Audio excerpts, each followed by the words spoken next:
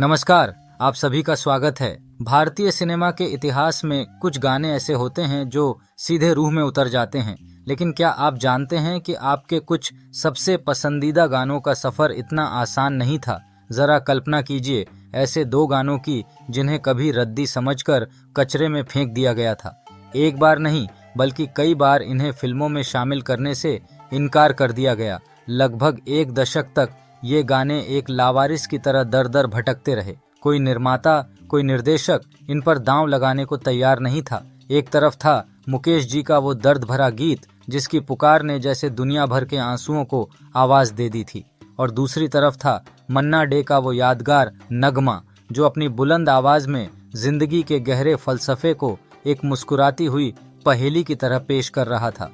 दोनों गानों का रंग, मिजाज और भाव बिल्कुल अलग थे, लेकिन किस्मत को कुछ और ही मंजूर था। फिर सिनेमाई दुनिया में एक ऐसा चमत्कार हुआ जिसने हर किसी को हैरान कर दिया। कई वर्षों तक ठुकराए जाने के बाद ये दोनों कालजयी गीत एक ही फिल्म का हिस्सा बने, और जब ऐसा हुआ तो इस अनोखे संगम ने इतिहास रच दिया। एक ऐसा इतिहास जिसे आज 50 साल से भी अधिक समय बीत जाने के बाद भी लोग प्यार और सम्मान के साथ याद करते हैं। आखिर कौन से थे वो दो गाने? वो कौन सी फिल्म थी जिसने इन अनमोल रचनाओं को अपनाने का साहस दिखाया, और कैसे इन्हीं गीतों ने एक संघर्ष कर रहे संगीतकार और गीतकार के करियर को नई जिंदगी दे दी? आज के इस वीडियो में हम इसी रोमांचक, भावनात्मक और कम चर्चित सफर की कहानी जानेंगे। वीडियो को अंत तक जरूर देखिएगा, क्योंकि आज की इस कहानी में कुछ ऐसे मोड़ आने वाले हैं जो आपको सचमुच हैरान कर देंगे। चलिए पहले बात करते हैं मुकेश जी के गाए उस गीत की। इस गाने की कहानी शुरू होती है साल 1961 से। उस वर्ष एक फिल्म आई थी, माया। इस फिल्म का निर्देशन डी कश्यप ने किया था। फिल्म में देव आनंद, माला सिन्हा और ललिता पवार मुख्य भूमिकाओं में नजर आए थे।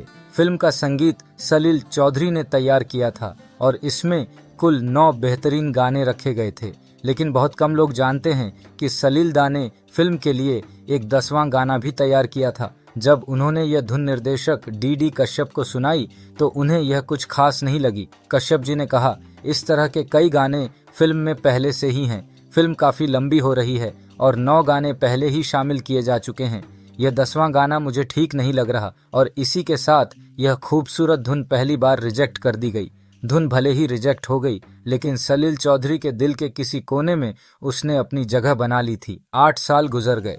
सलील दा ने कोशिश की कि यह धुन कहीं इस्तेमाल हो जाए, लेकिन हर जगह से निराशा ही हाथ लगी। थक हार कर 1969 में उन्होंने इस धुन का इस्तेमाल एक बंगाली गैर फिल्मी गीत अमाय प्रश्नो कोरे के लिए किया, जिसे हेमंत कुमार ने अपनी आवाज दी।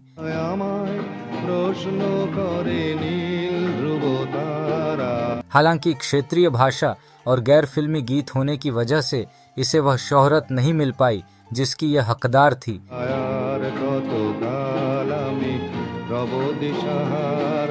इस बात की कसक सलील चौधरी के मन में बनी रही।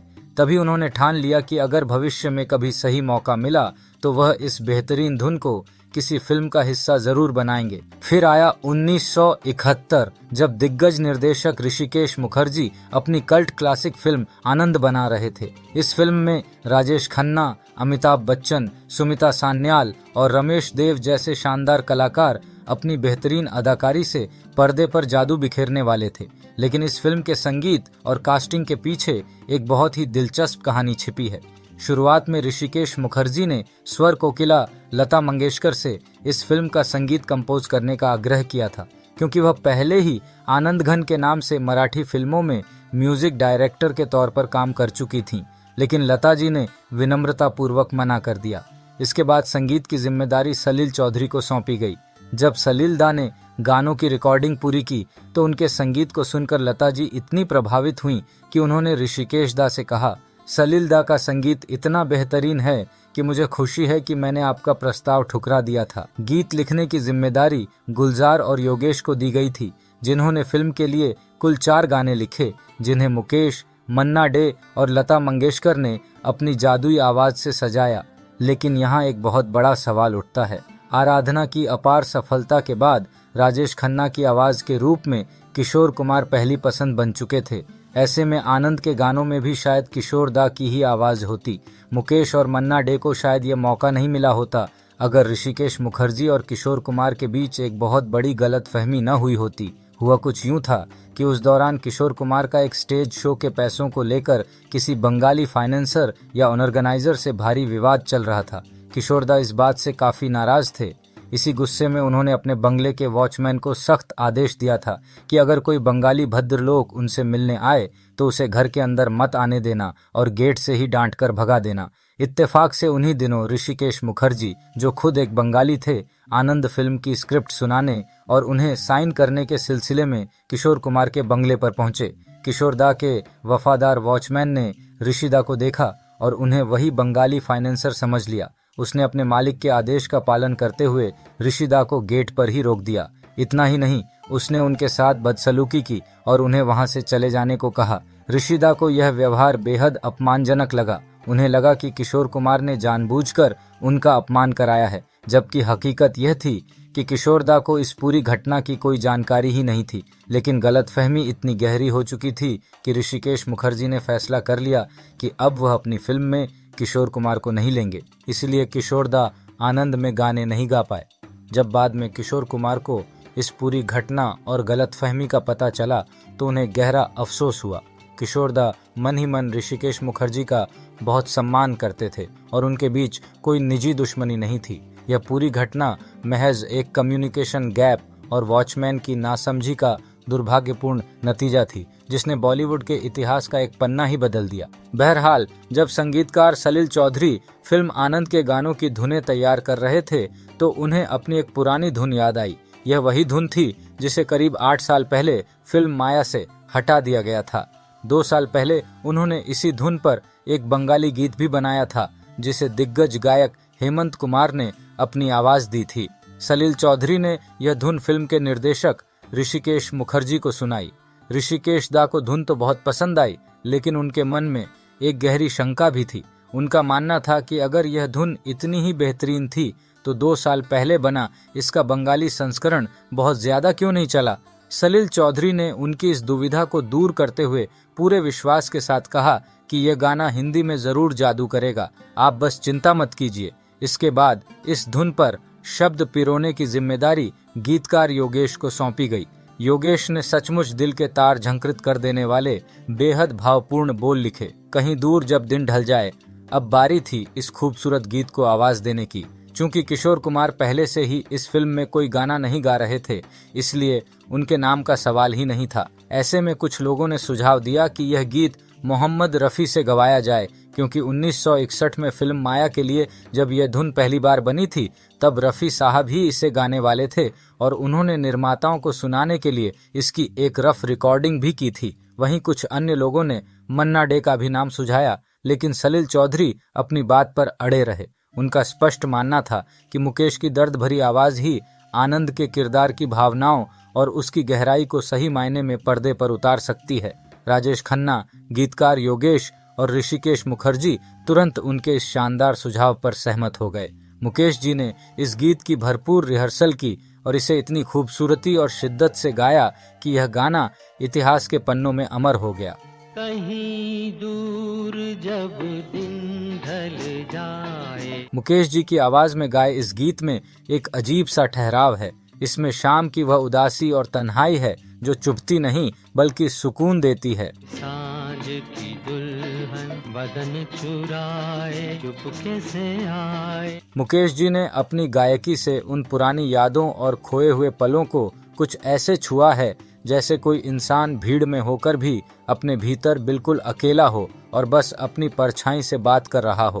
कभी यूं ही जब हुई बोझल सांसें। आपको जानकर शायद हैरानी हो कि खुद राजेश खन्ना ने भी एक बार माना था कि फिल्म आनंद में मुकेश की आवाज में सजा यह गीत उनका सबसे पसंदीदा गाना है। घर आई बैठे बैठे जब यूं ही आँख। अब बात करते हैं दूसरे गीत की जिसे मन्ना डे ने गाया था। इस धुन की शुरुआत 1962 में हुई थी। एन वासुदेव मेनन के निर्माण और के शंकर के निर्देशन में एक फिल्म आई थी, झूला। इस फिल्म में सुनील दत्त, वैजयंती माला और प्राण जैसे दिग्गज कलाकार थे। फिल्म के संगीत की जिम्मेदारी सलिल चौधरी को सौंपी गई थी। सलिल दा ने फिल्म के लिए 5 धुनें तैयार की थीं, लेकिन मेकर्स ने उनमें से केवल 4 का ही इस्तेमाल किया। 5वां गाना जिसे मन्ना डे ने गाया था, फिल्म की टीम ने यह कहते हुए रिजेक्ट कर दिया कि इस गाने में कोई दम नहीं है, लेकिन सलील चौधरी को अपनी इस धुन पर पूरा भरोसा था। उन्होंने हार नहीं मानी। वे लगातार कोशिश करते रहे कि इस धुन को किसी फिल्म में जगह मिल जाए, लेकिन बात नहीं बन पा रही थी। आखिरकार 8 साल के लंबे इंतजार के बाद उन्हें एक नया मौका मिला। उन्हें 1970 में फिल्म आनंद महल के लिए संगीत देने का अवसर मिला, जिसके गीत योगेश लिख रहे थे। सलील दा ने यह धुन फिल्म के निर्माता निर्देशक को सुनाई। धुन उन्हें बहुत पसंद आई और गाना भी तैयार हो गया, लेकिन किस्मत को कुछ और ही मंजूर था। आनंद महल फिल्म बन ही नहीं पाई। यह 1977 तक टलती रही और आखिरकार ठंडे बस्ते में चली गई। सलील चौधरी एक बार फिर निराश हुए, लेकिन 1971 में जब वह ऋषिकेश मुखर्जी की फिल्म आनंद पर काम कर रहे थे, तब उन्हें एक बार फिर मौका मिला। हालांकि शुरुआत में यह गाना फिल्म का हिस्सा नहीं था। इस गीत के फिल्म में शामिल होने की कहानी भी बेहद दिलचस्प है। दरअसल सलील दा की एक दूसरी धुन गलती से 2 अलग अलग गीतकारों को दे दी गई थी। सलील दा ने गीतकार योगेश से उस धुन पर गीत लिखने को कहा, जिस पर उन्होंने लिखा ना रो अंखियां। वहीं दूसरी तरफ ऋषिकेश मुखर्जी ने उसी धुन पर गुलजार साहब से भी गीत लिखवा लिया था, ना जिया लागे ना, जिसे बाद में लता मंगेशकर ने गाया। आखिरकार योगेश के लिखे बोल ना रो अंखियां इस्तेमाल नहीं किए गए, क्योंकि ऋषिकेश मुखर्जी पहले ही गुलजार के गीत के साथ शूटिंग की योजना बना चुके थे। जब योगेश को यह पता चला कि उनका लिखा गीत फिल्म से हटा दिया गया है और उसकी जगह गुलजार के संस्करण पर शूटिंग की जा रही है, तो वे बेहद निराश हो गए। उनकी इस निराशा को कम करने और उन्हें उचित सम्मान देने के लिए फिल्म के निर्माताओं ने एक नई गीत स्थिति बनाने का निर्णय लिया। अब संगीतकार सलील चौधरी को तत्काल एक नई धुन की आवश्यकता थी। तभी उनके मन में विचार आया कि क्यों न उस धुन का उपयोग कर लिया जाए जिसे 1962 में तैयार किया गया था, लेकिन जो उस समय रिजेक्ट कर दी गई थी। बाद में उसी धुन को फिल्म आनंद महल के लिए सुरक्षित रखा गया था, किंतु वह फिल्म भी बन नहीं पाई। ऐसे में सलील दा ने उस अनसुनी धुन को एक बार फिर जीवित करने का फैसला किया। सलील दा ने यह धुन ऋषिकेश मुखर्जी को सुनाई। शुरुआत में ऋषिकेश मुखर्जी को यह धुन कुछ खास नहीं लगी, लेकिन चूंकि फिल्म में गीतकार योगेश का एक गाना शामिल करना जरूरी था, इसलिए उन्होंने कह दिया कि ठीक है, इसे रिकॉर्ड कर लीजिए। इसी तरह के समझौते वाले हालात में योगेश ने उस पुरानी रिजेक्टेड धुन पर वे कालजयी बोल लिखे, जिंदगी कैसी है पहेली हाय, और इस गीत को गाने के लिए मन्ना डे को चुना गया। जिंदगी कैसी है पहेली हाय। क्योंकि जब यह धुन पहली बार बनाई गई थी और बाद में रिजेक्ट हुई थी, तब भी इसे मन्ना डे की आवाज में ही रिकॉर्ड करने की योजना थी। कभी तो हंसाए, कभी ये रुलाए। मन्ना डे साहब की आवाज में यह गीत जिंदगी का सबसे बड़ा फलसफा बनकर उभरता है। यह एक ऐसी पहेली पर मुस्कुराने का भाव है जो कभी हंसाती है और कभी अचानक रुला देती है। जिन्होंने सजाए यहाँ मेले, सुख दुख संग संग झेले। मन्ना डे जी ने अपनी आवाज में वह सुकून और गहराई भरी है जो बताती है कि जिंदगी उलझी हुई जरूर है, पर इसे बिना शिकायत के हंसते हुए जीना ही इसे मुकम्मल बनाता है। वही चुनकर खामोशी, यूं चले जाए अकेले कहाँ। दिलचस्प बात यह है कि शुरुआत में ऋषिकेश मुखर्जी ने तय किया था कि यह गाना सिर्फ फिल्म के शुरुआती टाइटल्स के दौरान बैकग्राउंड में बजेगा, क्योंकि उन्हें यह गीत कोई खास प्रभावित नहीं कर पा रहा था। लेकिन जब राजेश खन्ना ने यह गाना सुना तो वह इसके दीवाने हो गए। उन्होंने ऋषि दा से कहा, इतने शानदार गाने को सिर्फ बैकग्राउंड में बर्बाद मत कीजिए, मुझे इस पर लिप सिंक करने दीजिए। उन दिनों रेडियो पर बैकग्राउंड या टाइटल ट्रैक बहुत कम बजते थे। राजेश खन्ना को लगा कि मुंबई शहर की रौनक और फिल्म के मुख्य किरदार आनंद की जीवंतता में एक अद्भुत समानता है। राजेश खन्ना की जिद पर ही निर्देशक ने एक नई सिचुएशन बनाई और मुंबई के जुहू बीच पर वह यादगार दृश्य फिल्माया गया, जिसे आज भी भारतीय सिनेमा के सबसे खूबसूरत दृश्यों में गिना जाता है। तो भी देखो मन नहीं जागे, पीछे पीछे सपनों के भागे। योगेश ने इस गीत के 3 अंतरे लिखे थे, लेकिन फिल्म में केवल 2 ही रखे गए। हालांकि मन्ना डे साहब अपने लाइव कार्यक्रमों में अक्सर तीनों अंतरे गाया करते थे। एक दिन सपनों भरा ही चला जाए सपनों से आगे कहाँ। इस फिल्म की ऐतिहासिक सफलता ने संगीतकार सलील चौधरी और गीतकार योगेश दोनों के करियर को नई दिशा दे दी। लंबे समय से संघर्ष कर रहे इन दोनों रचनाकारों को फिर से पहचान मिली और उनका करियर एक बार फिर पटरी पर लौट आया। दरअसल उस समय लगातार व्यावसायिक सफलता न मिलने के कारण बॉम्बे फिल्म इंडस्ट्री में सलील दा के करियर में एक तरह का ठहराव आ गया था। वहीं योगेश भी लगभग भूले बिसरे गीतकार बनकर रह गए थे। ऐसे दौर में ऋषिकेश मुखर्जी ने इन दोनों प्रतिभाओं पर भरोसा जताया और उन्हें अपनी फिल्म से जोड़ा। नतीजा यह हुआ कि फिल्म की अभूतपूर्व सफलता ने न केवल स्वयं फिल्म को अमर बना दिया, बल्कि सलील दा और योगेश दोनों के रचनात्मक जीवन में भी नई ऊर्जा और नई उड़ान भर दी। यह 4 वर्षों में सलील चौधरी की पहली हिंदी फिल्म थी, जबकि योगेश के करियर की यह पहली बड़ी हिट फिल्म एल्बम साबित हुई। इसके बाद सलील चौधरी और योगेश ने लगभग 20 और फिल्मों में साथ काम किया। राजकुमार हिरानी ने एक साक्षात्कार में बताया था कि ऋषिकेश मुखर्जी से हुई बातचीत के दौरान उन्हें पता चला कि फिल्म आनंद की शूटिंग मात्र 28 दिनों में पूरी हो गई थी। इतने कम समय के कारण ही ऋषिकेश मुखर्जी ने इस फिल्म में पहले से रिजेक्ट किए गए गानों और पहले से तैयार धुनों का इस्तेमाल किया था। मित्रों, जिस सलील चौधरी को उस दौर में डूबता हुआ सूरज माना जाने लगा था, आनंद के इन्हीं रिजेक्टेड और उधार लिए हुए गानों ने उन्हें दोबारा सफलता के शिखर पर पहुंचा दिया। गीतकार योगेश, जो लगभग भुला दिए गए थे, रातों रात इंडस्ट्री की पहली पसंद बन गए। 1961 और 1962 से ठोकरें खा रहे वे रिजेक्टेड गाने आज भारतीय सिनेमा के इतिहास में स्वर्णाक्षरों में दर्ज हैं।